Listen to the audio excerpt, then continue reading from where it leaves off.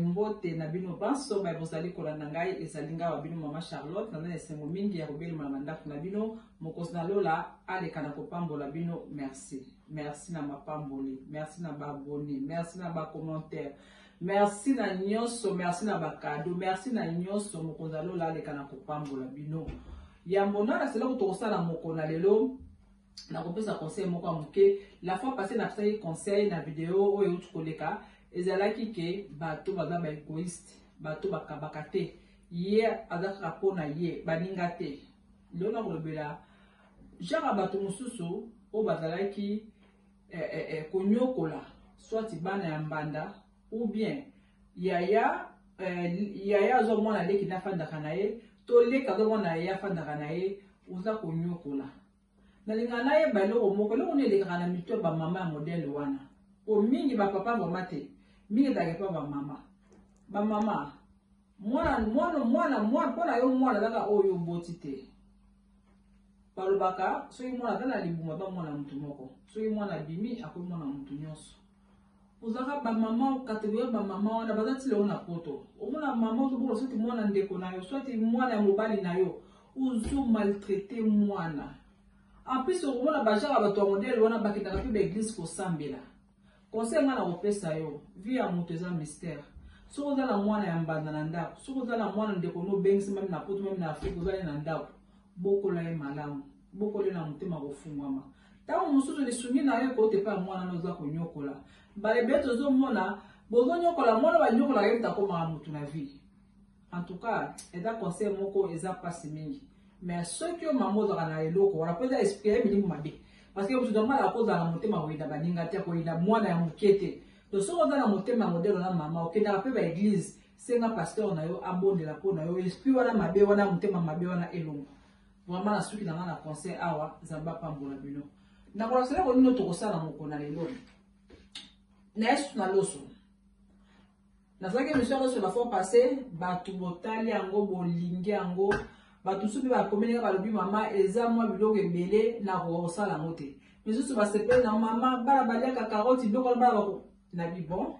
Donc on va oublier qu'on masusu na loso, na loso cette fois-ci toquer un peu na fruits de mer, tu peux toquer na crevette. Na kosala le loso simple.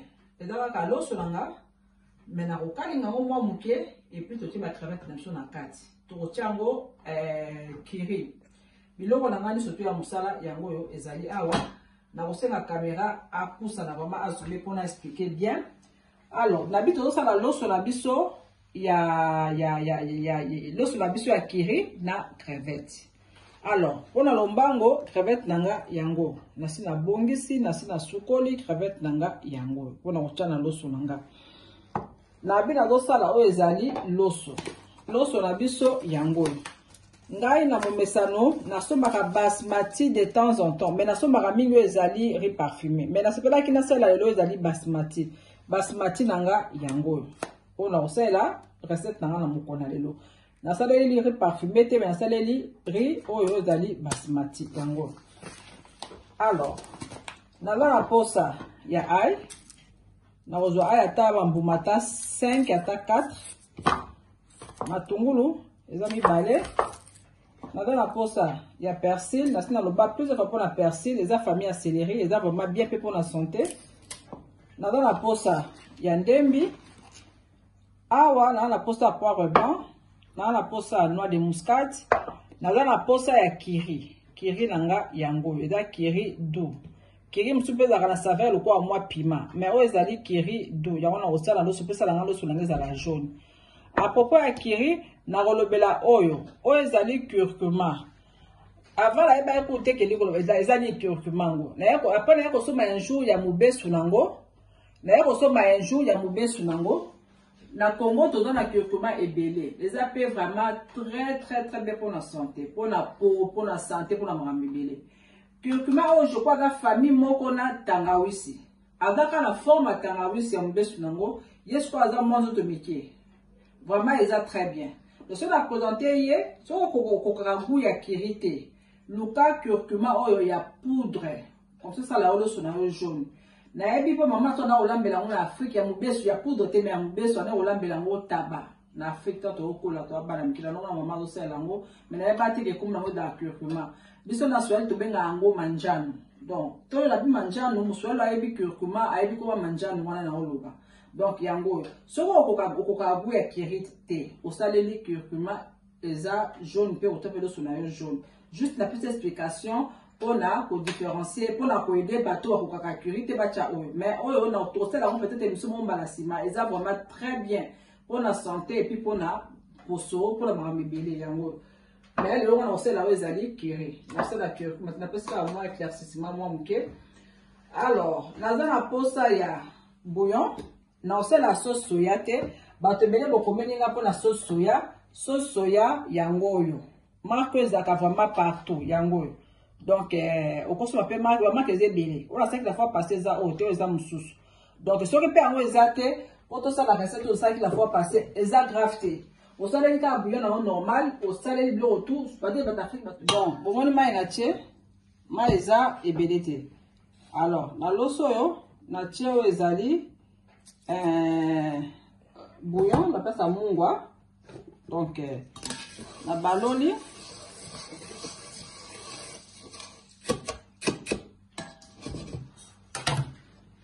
Na déjà côté de solanga et banakobela.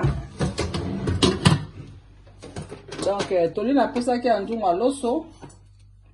Bo so mabanjunga bien pour ça la recette na bien. Na tiki loso la déjà awa. Déjà mo tolanga na sina pelisi. Siko na oleka na ko mixer ezali persil nanga, oignon, ndembi na ail. Na on mixer mo place moko. Parce que avant il faut na épicer moi muke ezali ba crevette nanga. Na lobi na biso à tout. Biso na tozongi, loso na biso. Eza na moto, awa na mixer ndembi, persil, ail, na le tungulu muke. Na tungulu nanga, yango na kati eza mo ebele. Et puis ndembi nanga mususu, yango etikali na kati. Siko na oleka na ko épicer ezali crevette. On zo loba toujours bokebi na mungwa.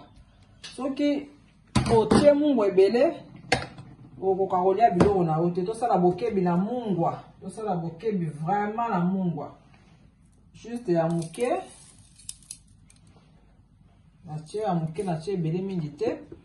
Alors awa na vinda ma mélange oyo nasali awa na tie yango na kati ya crevette oyo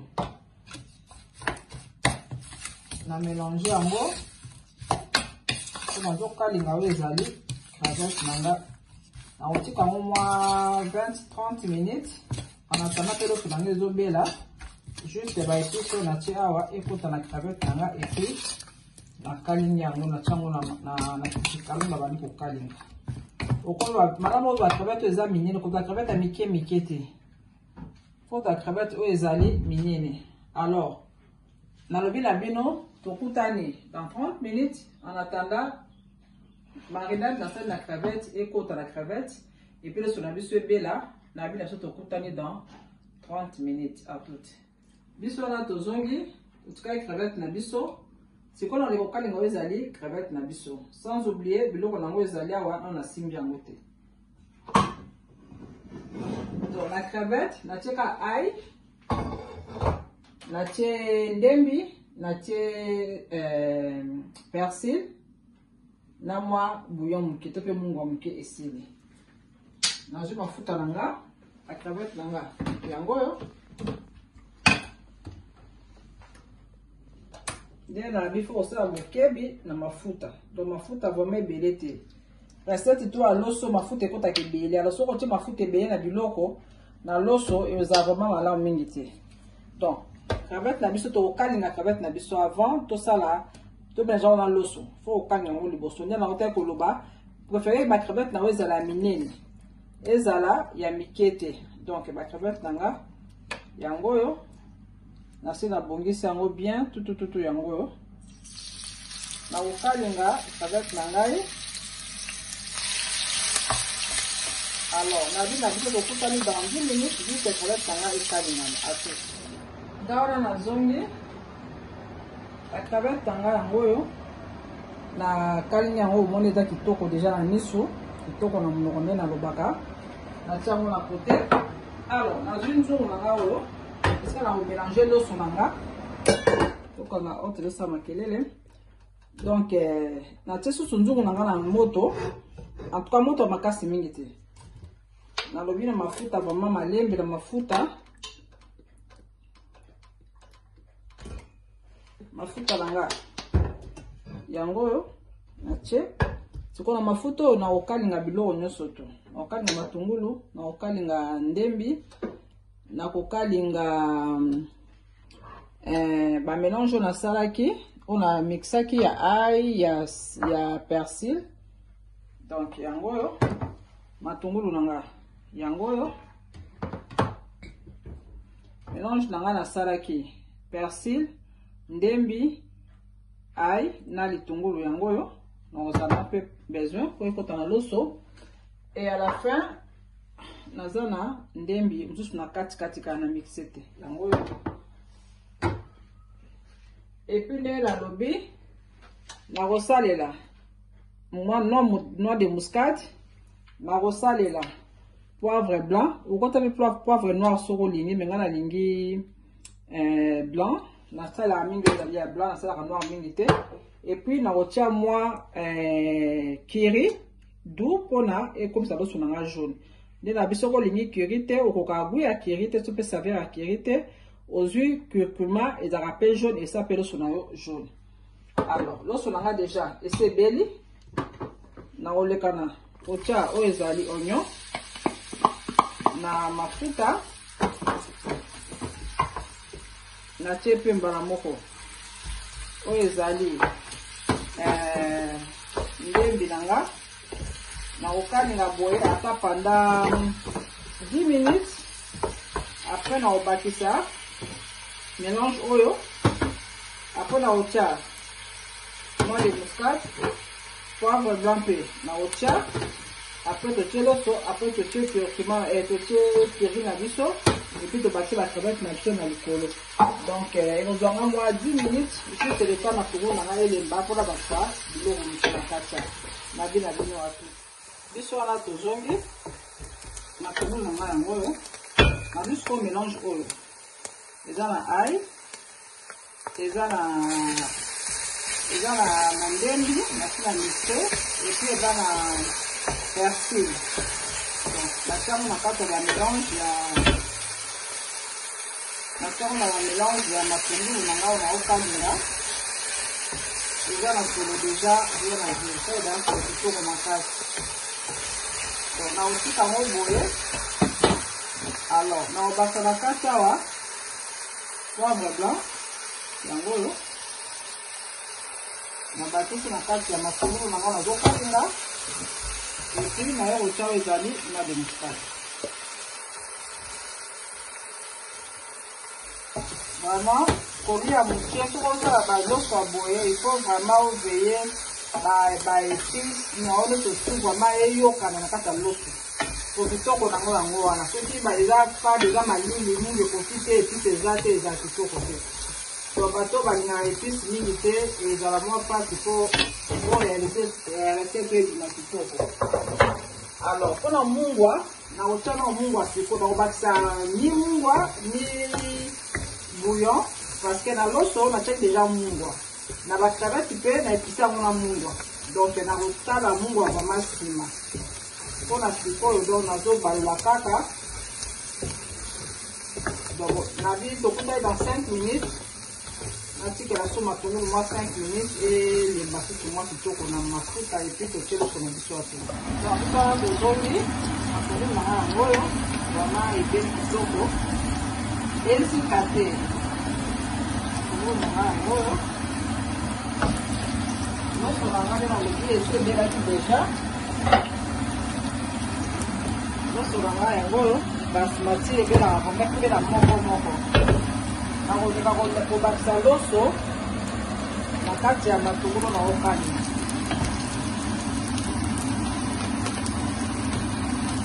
Bakisi loso na kati oyo loso likanga bakisa moke osali na riz parfumé ezali na kitoko. Mais matite ezala vraiment peut-être ezala milai moko esalaka vraiment kitoko makasi. Bon, avant continue kokalinga loso na ngai eloko mosusu me ososali ya kitoko na miso.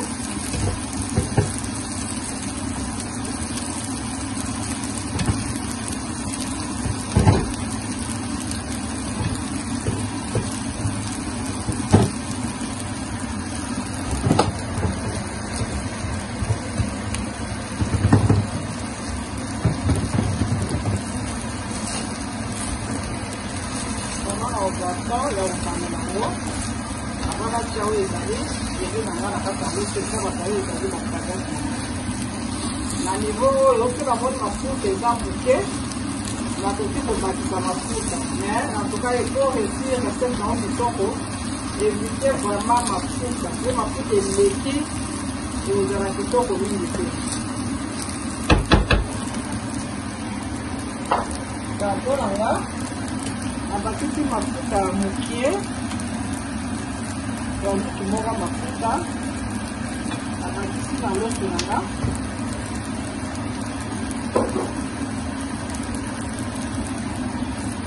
baba ozwi omata ya kobalola loso na yo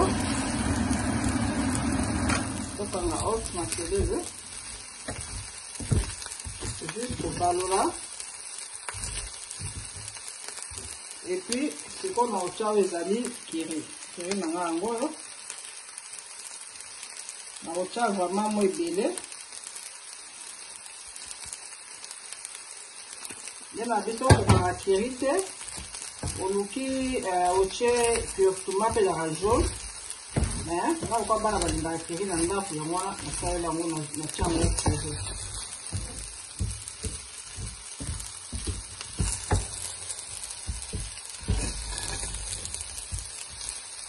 Donc, maman, ils ont vraiment kitoko. Toi, la carte est kitoko, la mise sur kitoko, la monnaie dans le baka.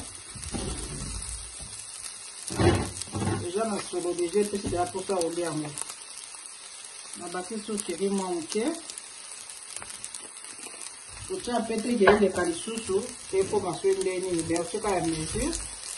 Donc, nous, on a un gros. Rien à dire. On a solo vraiment tout ça au bien. Loso na biso yango oyo loso na tia crevette na kiri ezwi mwa temps ya kobalola yango moto ya makasi mingi te. Donc loso na biso yango oyo ndenge eza kitoko eza mai eleki na loso te soki loso eleki mai oreussi loso no kitoko te. sikoyo na ochao ezali la crevette nanga na kati ya loso na ngai. La crevette nanga yango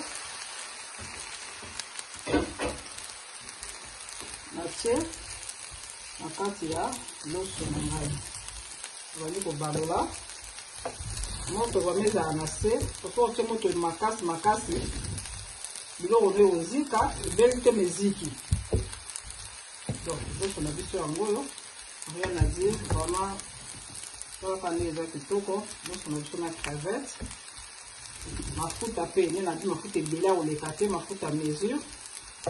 Loso na biso yango oyo loso na biso ya kiri na bacrevette eti na kati yango oyo naozipa loso oyo naozipa ngo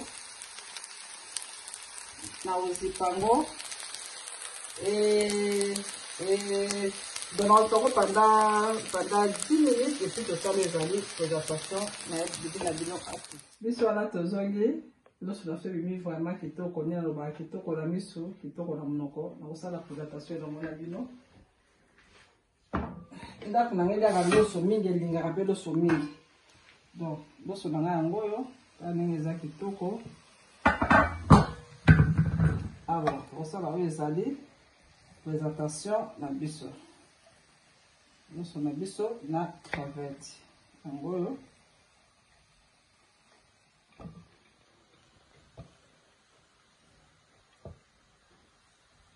vraiment meka bato ebele basalaki recette ya loso elekanaki batelelanga bavideo vraiment baréussir kitoko na sepeli vraiment bomeka mpe oyo donc loso na biso na crevette totia yango kiri soki olingi kiri te otie curcuma mpe ezala yango na bwa kitoko pesala o loso na yo jaune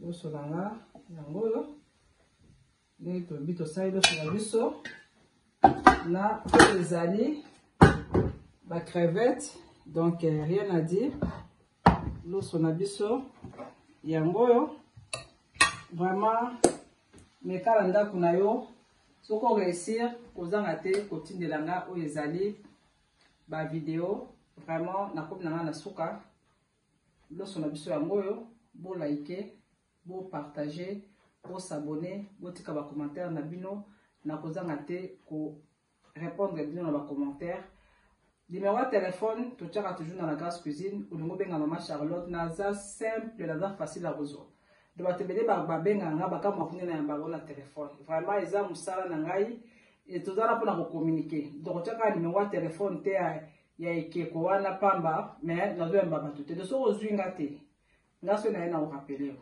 donc recette na biso ya mokona lelo yango oyo naozela bacommentaire na bino bopartage bosabone activer cloche ya notification soki na tie vidéo chaque fois na note ya vidéo banosinalo ke vidéo ya sika ekoti na Grace Cuisine bato ebele batuna nga mama okenda wapi nga na se mama wapi nga nakenda te yo ndotala nga susu te donc soki oza abonné soki oactiver cloche ya notification chaque fois banote ya bavidéo eyo bana kosignale yo vraiment bon appétit yo koresi loso na yo kitoko boye salelanga vidéo tindela ngai équipe Malagas Cuisine Zamba Pambola bino merci merci merci merci ebele nalobi na bino à la prochaine bye.